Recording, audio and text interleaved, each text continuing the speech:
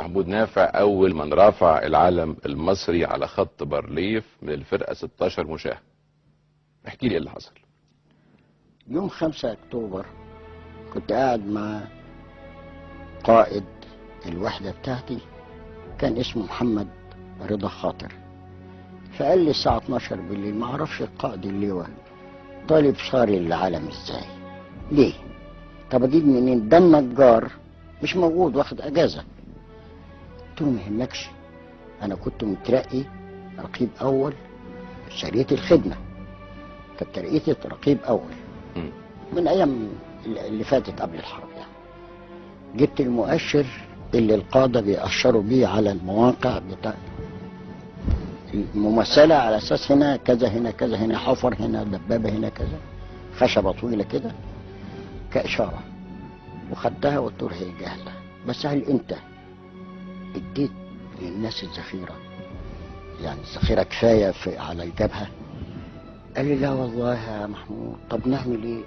قلت له لا، الساعة 6 الصبح جهز العربية وانا راح اطلع وزع. كل ده انا ما عنديش فكرة ان انا هرفع علم خالص.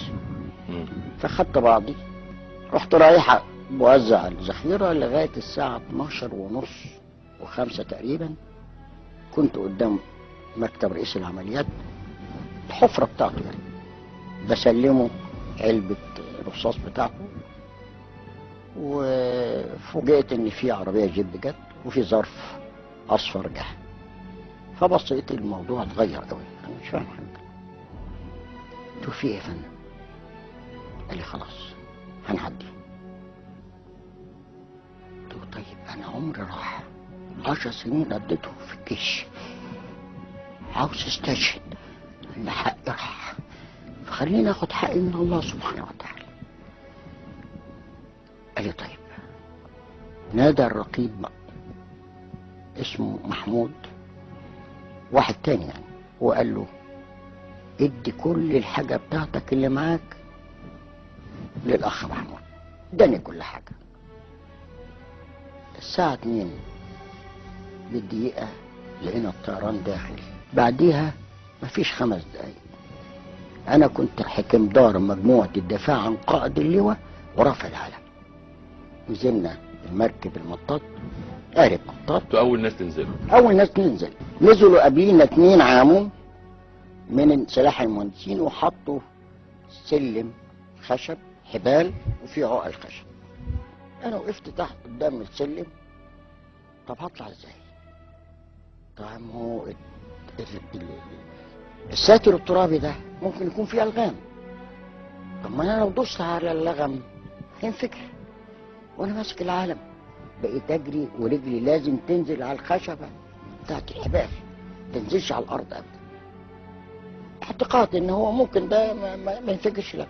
عدينا القناه، اول ما طلعت على الجبهه فوق على سطح الساتر الترابي رفعت العلم، قلت الله اكبر. كل الناس بعديها كان الصوت يرن من اول بورسعيد لغايه السويس، الله اكبر.